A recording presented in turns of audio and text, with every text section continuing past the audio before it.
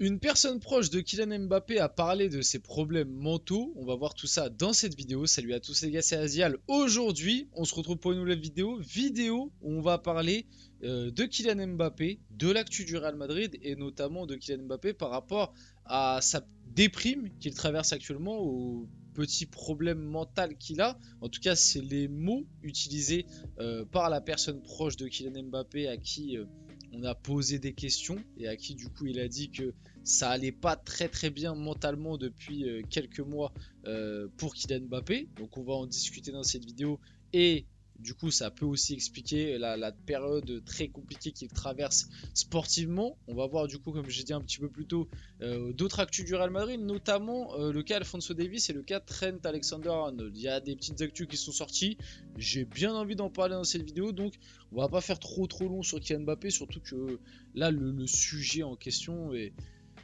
un sujet voilà, au-delà du foot, très sensible, donc on va pas non plus trop développer là-dessus. On va faire simple, efficace, on va dire, et du coup on va pouvoir y aller dès maintenant. Avant que la vidéo commence, n'hésitez pas à la liker, commenter, partager et vous abonner, ça fait toujours plaisir et ça aide pour le développement de la chaîne. Et nous, on peut y aller dès maintenant avec cette actu là.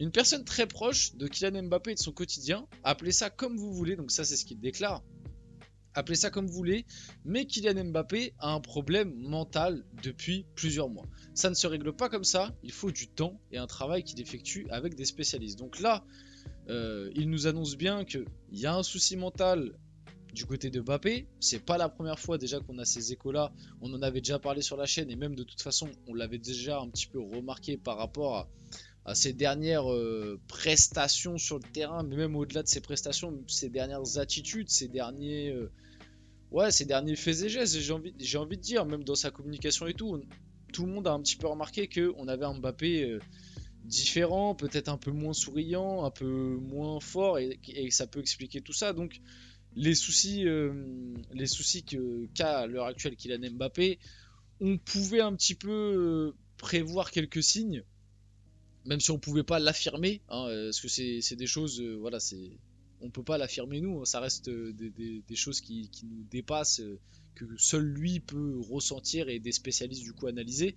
Donc voilà, donc apparemment aussi d'après l'actu et les dires de cette personne qui est très proche de Kylian Mbappé, il consulte, enfin il effectue à l'heure actuelle un travail avec des spécialistes, donc il s'en est rendu compte lui-même, et au moins l'avantage c'est qu'il est pris en charge et on espère du coup que ça va aller mieux le plus rapidement possible. Juste vite fait, je suis pas en train de dire, je suis pas en train de minimiser la chose ou quoi. J'espère juste, parce qu'on sait très bien aussi à des moments que le clan Mbappé en termes de communication ça peut être fort. J'espère juste que c'est pas une technique de communication pour, on va dire, un petit peu dédouaner on va dire les derniers mois de prestations très compliquées. Je ne pense pas, pour la simple et bonne raison que c'est une version et c'est un bruit de couloir qu'on entend depuis pas mal de temps et qui a été sorti par pas mal de personnes.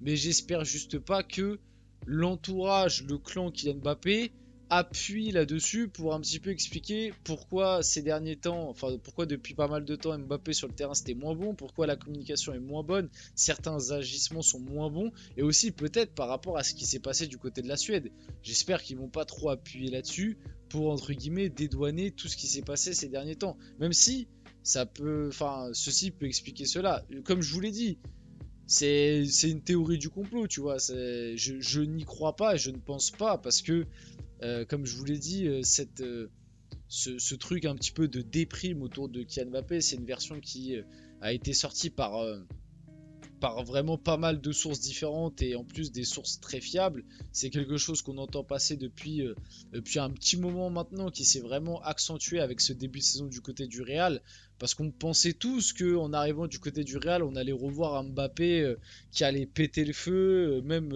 plus souriant, etc. Et au final on se rend compte que c'est pas forcément le cas, même s'il y a eu un peu de la com là-dessus, hein. Moi je me rappelle notamment l'année dernière, en fin de saison dernière, là, avec les premiers matchs amicaux avant l'Euro. Est-ce que vous vous rappelez toute la communication qu'il y avait eu autour de ah, on ressent un Mbappé libéré, tu sais, les matchs amicaux avant l'Euro, là, je sais plus c'était contre qui, où l'équipe de France avait gagné 3-0, Mbappé, je crois, il avait marqué, et il y avait il y avait une communication de dingue qui s'était fait autour de ça, en mode ah, ça y est, on a retrouvé le Mbappé d'avant, on a senti un Mbappé libéré, ça y est, il a quitté le méchant PSG, regardez comment il a le sourire, etc. Pour au final, après l'Euro qui nous a pondu et bah, la période qu'on a actuellement, on se rend bien compte que le PSG n'était pas le seul souci qu'il avait à gérer en tout cas, parce que bah là sinon il devrait aller mieux, en tout cas un petit peu mieux sur cet aspect là, mais ça n'est pas le cas pour l'instant, et même sur le terrain ça ne se ressent pas, et encore une fois je le dis, je le répète, on espère vite que Kylian Mbappé ira mieux, mais ce problème là c'est un... Enfin, ce serait pas mal qu'on s'en serve et qu'on l'utilise aussi pour se rendre compte bah, tout simplement de la dépression qui touche beaucoup de footballeurs. Beaucoup de footballeurs, et qu'on mette un petit peu plus la lumière là-dessus, à des moments qu'on soit peut-être un petit peu plus indulgent. Moi personnellement, ça va être le cas là avec Mbappé, je vais être un peu plus indulgent sur ses prochaines prestations, pour la simple et bonne raison que voilà, maintenant on le sait un peu tous que l'aspect mental est peut-être pas forcément là. Donc il va falloir analyser ce qu'il y a à analyser. Ça veut pas dire que si vraiment il est mauvais, je veux dire, ah, il a été excellent, mais analyser vraiment de manière juste et pas trop aller dans l'acharnement, quoi. Mais ça peut être bien si ce cas-là met la lumière un petit peu sur ça, sur le monde du foot, quoi, parce que c'est quelque chose qui malheureusement touche beaucoup de footballeurs au cours de leur carrière. Il y a plein de stats et d'enquêtes qui sont faites là-dessus. Et je trouve qu'on n'en parle pas assez, qu'on met pas assez ça en avant, qu'à des moments il y a des footballeurs qui traversent des périodes très compliquées, bah, comme là actuellement Kylian Mbappé, et qu'à chaque fois on parle uniquement de sportifs et qu'on parle pas en fait tout simplement de est-ce que le mec va bien, quoi. Est-ce que le mec va bien dans sa vie? Est-ce que le mec se sent bien? Et très souvent les footballeurs après quand ils arrêtent leur carrière ils en parlent, et tu te rends compte qu'en fait ah ouais, il y a des trucs qui expliquent cela, tu sais. Très souvent quand tu vois des interviews de footballeurs en fin de carrière et qui t'expliquent, qui te racontent un petit peu leurs aventures, genre par exemple ouais, pourquoi dans ce club là ça a pas fonctionné, et que le mec il t'explique bon bah en fait ce club là ça a pas fonctionné parce que je suis arrivé blessé, le coach il voulait pas de moi, en plus de ça à ce moment là je sais pas, là je suis en train d'inventer, mais en plus de ça à ce moment là bah avec ma femme ça allait pas bien, j'ai traversé une période de dépression, et en fait là quand il te raconte toute sa vie tu te dis ah ouais en fait je comprends pourquoi ce passage là dans ce club là ça l'a pas fait, et qu'en fait on n'a pas eu le meilleur de ce qu'il a donné auparavant ou après dans sa carrière. Et ouais, ce serait bien que ça mette un peu la lumière là-dessus. Voilà, c'était juste ce que je voulais dire. Et bien évidemment, on espère que Kylian Mbappé aille mieux le plus rapidement possible. On passe un petit peu sur des actus Real Madrid, sur des trucs un peu plus joyeux entre guillemets. Alphonso Davies veut rejoindre le Real Madrid. Manchester United et le FC Barcelone ont tenté une approche, mais sa décision est prise.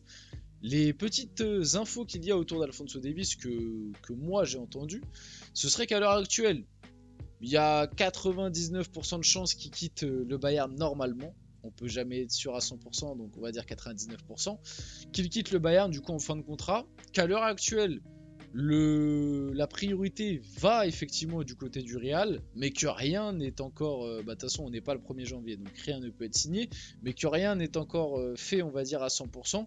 Et surtout que, attention à la Première Ligue, parce qu'apparemment, beaucoup de clubs de Première Ligue seraient très très intéressés. Donc là, il y a Manchester United, mais je crois que dans le lot, il y a aussi Chelsea, il y a aussi Arsenal, et je crois que c'est tout, peut-être s'il en manque un, mais bref, il y a beaucoup de clubs de PL qui sont très très intéressés par Alphonso Davies, et les clubs de PL seraient prêts peut-être à un peu plus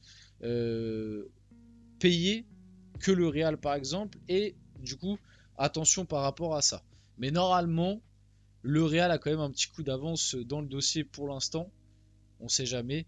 Et j'ai envie de dire encore eux, parce que le Real travaille sur Alphonso Davies depuis quand même quasiment 2 ans. Donc j'espère quand même qu'à la fin, ils vont réussir à le choper libre.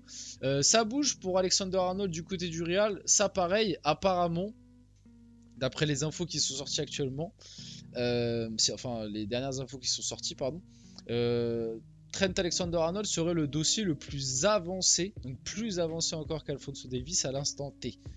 Même s'il n'a pas encore, de ce que j'ai compris, il n'a pas encore fermé à 100% la porte à Liverpool pour une prolongation, il a quand même très bien avancé avec le Real Madrid et à l'heure actuelle, il y a plus de chances qu'il signe au Real et du coup, ce serait une signature libre. Il ne viendrait pas cet hiver. Il y a plus de chances qu'il signe au Real qu'il prolonge du côté de Liverpool. Donc on va suivre ça de près. J'espère que cette vidéo vous a plu. Si c'est le cas, n'hésitez pas à la liker, commenter, partager et vous abonner les gars. C'était Azial. On se retrouve très rapidement pour une prochaine vidéo.